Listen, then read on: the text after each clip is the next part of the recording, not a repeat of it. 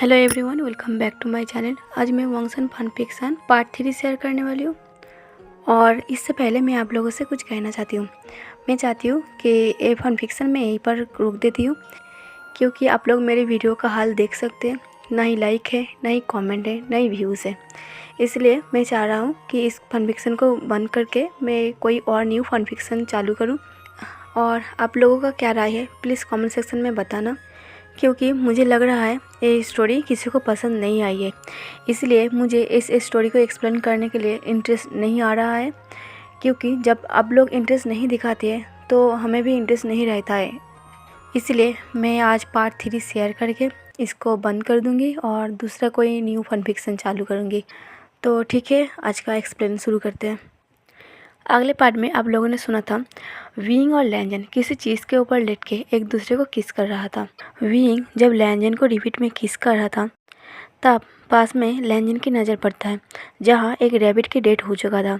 ये देख के लैंजन विंग को अपने ऊपर से हटा देता है और रैबिट को देखता है जो मर चुका था। विंग को तब समझ में आया वो रैबिट के ऊपर था, जिसकी वजह से उस रैबिट की मौत हो चुका है। विंग कहता है, सॉरी लैंजन, मैं तुम्हें कहने की कोशिश कर रहा था पर मुझे ये पता नहीं था हम दोनों रैबिट के ऊपर हैं। लैंजन कहता है, विंग तुम्हें पता था तुम किसी चीज़ के ऊपर हो, फिर भी तुमने मुझे नहीं कहा। विंग कहता है, नहीं लैंजन। लैंजन कहता है, गलती मेरा ही है, मुझे तुम्हारी बात पर नहीं आना चाहिए था। लैंजन लिटिल बनी को हाथ में लिए हुए बैठा था। लैंजन की आंखों में आंसू छलक रहा था।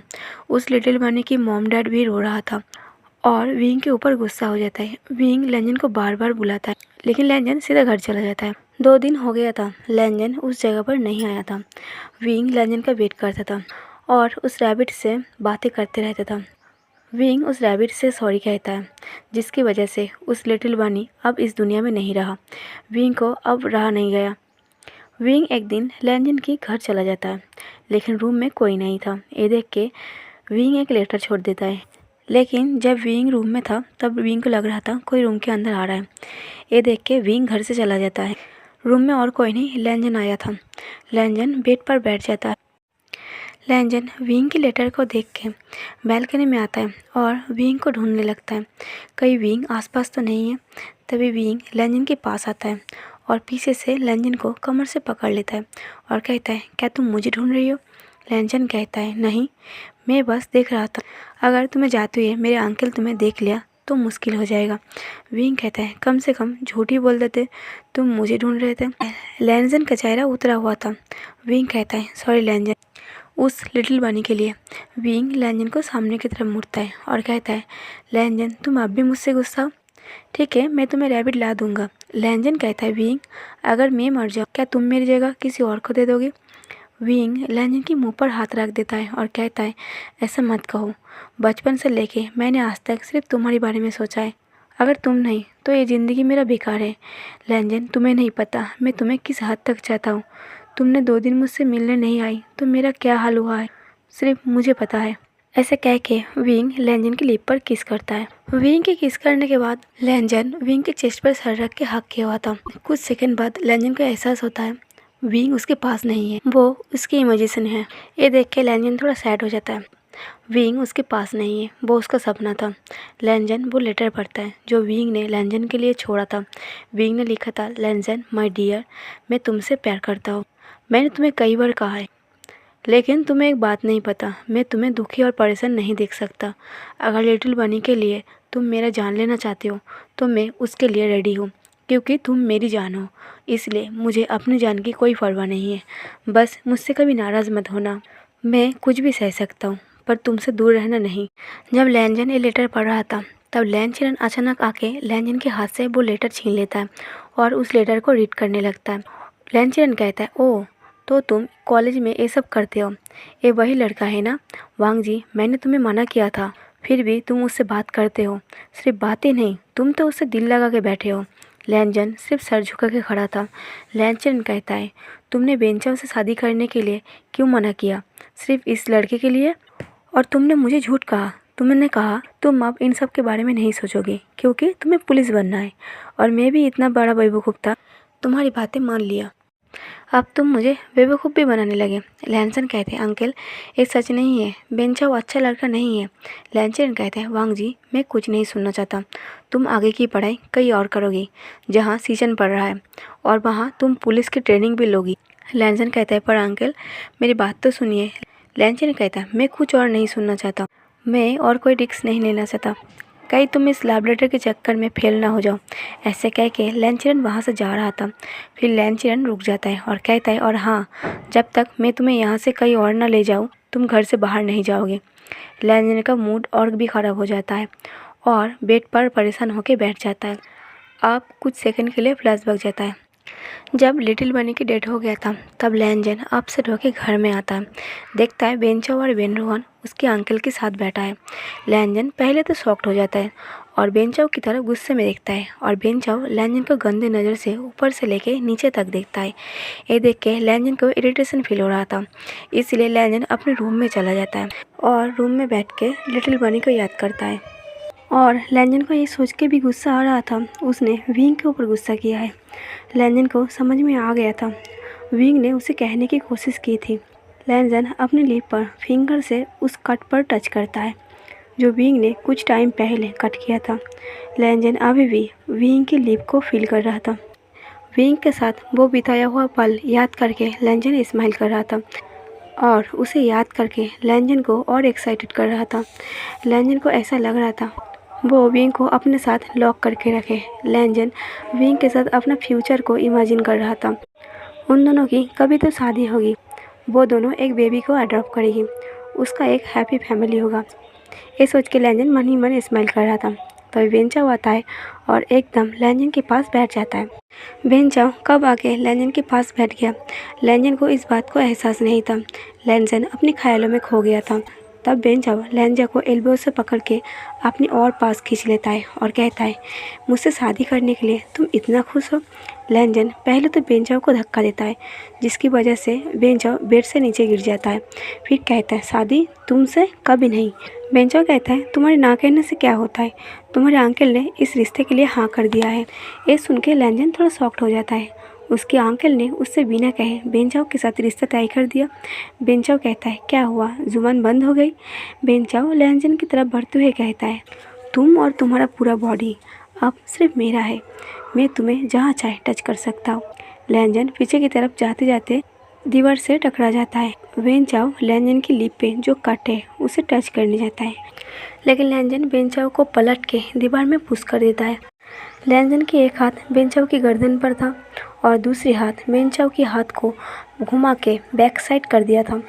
लैनजन कहता है, बेंचाओ मैं तुम्हें बॉर्न करते हुए कहता, अगली बार तुम मुझे फिर से टच करने की कोशिश की ना तो सोच लेना, तुम्हें खाने के लिए और वॉशरूम यूज़ करने के लिए तुम्हें दूसरों की ज़रूरत पड़ेगी। बेंचाओ कहता है, ये सब तुम उस बीइंग के लिए कर रही हो ना। लैनजन छोड़ देता है और कहता है, हाँ मुझे सिर्फ बीइंग का टच करना पसंद है, और तुम सुन लो, मैं बीइंग से प्यार करता हूँ, तो तुम मेरे पीछे अपना टाइम वेस्ट मत करो। बेंचाओ कहता है, अगर वो ज़िंदा ना रहे तो। लैनजन गुस्से में बेंचाओ का गला दबा देता है और कहता है, निकल जाओ मेरे रूम से, मैं तुम्हारा शक्ल भी नहीं देखना चाहता, और हाँ तुमने विंग को टच भी किया ना तो मुझसे बुरा कोई नहीं होगा। लैनजन बेंचाओ की बातों को हल्के में लिया था। तभी बेनरोहन बेंचाओ को आवाज़ लगाता है और कहता है, रूम से बाहर आओ, अभी हम घर जाने वाले हैं। जब बेनरोहन और बेंचाओ उसकी घर से जा चुका था तब लैनजन हिम्मत करके अपने अंकल से बात की थी, उसे बेंचाओ से शादी नहीं करनी है। लैनचेरन कहता है, शादी नहीं करनी है, बेंचाओ की डैड आईजीपी ऑफिसर है और एक दिन बेंचाओ भी पुलिस ऑफिसर बनेगी, और शादी अभी थोड़ी ना हो रहा है, वो तो फ्यूचर की बात है। लैनजन कहता है, फिर भी अंकल, फ्यूचर की बातें आप फ्यूचर पर छोड़ दीजिए और इस रिश्ते के लिए मना कर दीजिए। लैनचेरन कहता है, वो तुम मुझ पर छोड़ दो, मुझे मना करना है या नहीं करना है, तुम्हारी शादी कहाँ होगा वो सिर्फ मैं तय करूँगा। अब फ्लैशबैक ख़त्म हो जाता है। लैनजन शादी की बात को लेके अपसेट था, इसलिए वो 2 दिन घर से बाहर नहीं गया था। अब लैनजन अपने दिल की बातें विंग से छुपा नहीं सकता, क्योंकि ऑलरेडी बहुत कुछ हो गया था। लैनजन एक लेटर लिखता है, उस लेटर में लिखा था, विंग मैं तुमसे बहुत पहले प्यार करता हूँ, मैं बस सही टाइम का वेट कर रहा था, लेकिन मुझे ये बात और छुपाना नहीं चाहिए। मेरे अंकल मुझे कहीं और दूर भेज देगी, पर मुझे पता है तुम मेरा वापस आने का वेट करोगी। लैनसन कहता है, विंग, मैं जहाँ भी रहूँ, जैसे भी रहूँ, मैं तुम्हें हमेशा याद करता रहूँगा। हो सकता है तुम्हारी और मेरी अब मुलाकात नहीं होगा, लेकिन मैं वापस ज़रूर आऊँगा। अब 2 दिन हो गया था पर लैनजन नहीं आया था। विंग लैनजन का वेट करते करते थक चुका था, इसलिए विंग लैनजन के घर में चला जाता है। लेकिन आज खिड़की बंद था। ऐसा कभी नहीं हुआ था। लैनजन हमेशा खिड़की खोल के रखता था। विंग हिम्मत करके दरवाजे से घर के अंदर जाता है, जहाँ सर्वेंट घर की साफ सफाई कर रहा था। विंग उस सर्वेंट से लैनजन के बारे में पूछता है। वो सर्वेंट कहता है, 2 दिन पहले अचानक वो लोग यहाँ से जा चुका है। विंग कहता है, जा चुका है? पर कहाँ? वो सर्वेंट कहता है, पता नहीं, कुछ प्रॉब्लम चल रहा था। पर जाते वक्त वांग जी ने किसी विंग के नाम पर एक लेटर छोड़ा था। वो लेटर मुझे दिया था उस विंग तक पहुँचाने के लिए। विंग कहता है, हाँ, वो मैं हूँ। विंग कहता है, वो लेटर कहाँ है? वो सर्वेंट कहता है, मुझे माफ़ कर दीजिए, वो लेटर लैनचिलन ने देख लिया था और उस लेटर को उसी वक्त जला दिया था और कहा था ये बात वांग जी को पता ना चले। उसे तो ये भी पता नहीं वो लेटर आप तक पहुंचा ही नहीं। विंग हड़बड़ी में कहता है, क्या आपको पता है उस लेटर में क्या लिखा था? वो सर्वेंट कहता है, नहीं, किसी और का लेटर पढ़ना सही बात नहीं है। मैं वो लेटर क्यों पढ़ता? विंग को लग रहा था काश वो लेटर वो सर्वेंट पढ़ लेता तो कम से कम विंग को वो बता पाता उस लेटर में क्या लिखा था। विंग को लग रहा था उसकी दुनिया लैनजन के बिना सूना पड़ चुका है और विंग को कभी ये पता नहीं चला लैनजन उस लेटर में क्या लिखा था। और लैनजन उससे भी प्यार करता है, वो भी विंग से पहले। अब कहानी 12 साल बाद की है। इन 12 सालों में सब कुछ बदल गया था। कुछ भी पहले जैसा नहीं था। ना विंग, ना लैनजन, न ही ये ज़माना। 12 साल बाद लैन फैमिली पूरा परिवार लेके साथ आया था।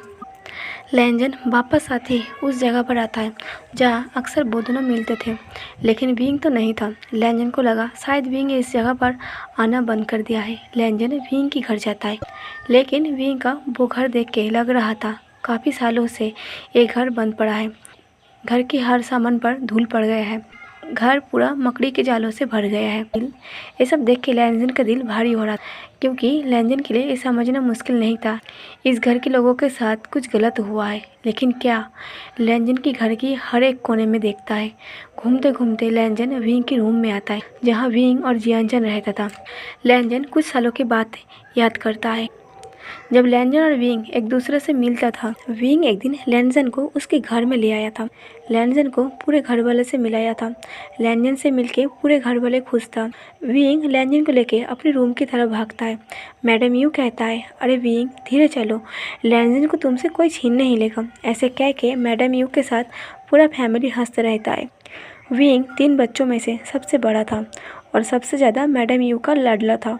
विंग के पेरेंट्स इस दुनिया में नहीं था, इसलिए मैडम यू विंग के साथ कभी भी बुरा बिहेव नहीं किया था, जिसकी वजह से विंग को कभी अपने पेरेंट्स की याद आए। विंग लैनजन को रूम में ले जाता है और कहता है, लैनजन, ये हमारा रूम है। लैनजन कहता है, हमारा? विंग कहता है, हाँ, हमारा। शादी के बाद हम दोनों इस रूम में रहेंगे। अभी जियानचन रहता है, लेकिन शादी के बाद मैं उसे लात मार के बाहर फेंकने वाला हूँ। लैनजन कहता है, दिन में सपना देखना बंद करो। मैंने अभी तक हाँ नहीं कहा। विंग कहता है, तो ना भी तो नहीं कहा। लैनजन कहता है, ठीक है, अब ना कह देती हूँ, मैं तुमसे कभी शादी नहीं करूँगा। विंग लैनजन को हाथ पकड़ता है और अपने पास खींच लेता है और नोज़ को खींचते हुए कहता है, तुम मुझे मना नहीं कर सकते। मैं तुम्हें उठा के ले जाऊँगा और इस दुनिया से छुपा के रखूँगा और तुम भाग ना सको। तुम्हें बंद करके रखूँगा, लेकिन मैं तुम्हें किसी और का होने नहीं दूँगा। अब लैनजन का सोच खत्म होता है। विंग के रूम में एक फैमिली फ़ोटो था। लैनजन उस फोटो को वॉल से निकालता है और धूल को साफ करता है और एक कपड़े से साफ करता है और कहता है, तुम कहाँ हो विंग? मैंने कहा था तुम मेरा वेट करना, मैं वापस ज़रूर आऊँगा। लैनजन विंग के घर से निकल के सीधा पुलिस स्टेशन जाता है निहोइसन से मिलने, जो अब एसपी पुलिस ऑफिसर बन चुका था और वो पुलिस स्टेशन पर था। निहोइसन लैनजन को इतने सालों के बाद देख के शॉक में खड़ा हो जाता है और कहता है, तुम इतने सालों बाद? वो दोनों एक दूसरे के गले मिलते हैं। लैनजन कहते हैं, निहोइसन, मुझे तुमसे बात करनी है। विंग कहाँ है? और उसके घर वाले? निहोइसन कहता है, लैनजन, मैं अभी ड्यूटी पर हूँ, एक काम करते हैं, 6 बजे तक मेरा ड्यूटी ख़त्म हो जाएगा, उसके बाद हम बात करते हैं। लैनजन वॉल में लगा घड़ी देखता है, बज रहा, जहाँ दोपहर का 3 बज रहा। लैंजन बेचैन था विंग के बारे में जानने के लिए। लैंजन कहता है ठीक है, मैं बाहर बैठ के इंतज़ार कर रहा हूँ। नियोसन कहता है 6 बजने में टाइम है, तुम अभी घर जाओ। लैंजन कहता है मुझे जब तक विंग के बारे में पता ना चल जाए तब तक मैं यहाँ से वापस नहीं जाऊँगा। ऐसा कह के लैंजन बाहर की तरफ जा रहा था। नियोसन लैंजन को रोकते हुए कहता है रुको लैंडवांग जी, तुम एक पुलिस ऑफिसर बनना चाहते थे ना, उसका क्या हुआ? लैंजन कहता है मैं तुम्हें सब कुछ कहना चाहती हूँ, लेकिन क्या तुम्हारे पास अभी टाइम है सुनने के लिए? नियोसन कहता है हमारे पुलिस स्टेशन में आज नया आईजीपी ज्वाइन होगा, वो किसी भी वक्त आ सकता, नहीं तो मैं तुम्हारे लिए छुट्टी जरूर लेता। लैंजन को ये देखकर अच्छा लग रहा था। नियोसन एक ईमानदार एसपी ऑफिसर बना है। लैंजन बाहर बैठ के नियोसन का इंतज़ार कर रहा था। नियोसन को भी अच्छा नहीं लग रहा था लैंजन को वैसे वेट करता हुआ देख के। तो गाइस आज का स्टोरी यहीं पर ख़त्म करती हूँ। अच्छी लगे तो लाइक ज़रूर कर देना और मेरे चैनल को सब्सक्राइब कर देना। Thank you for watching.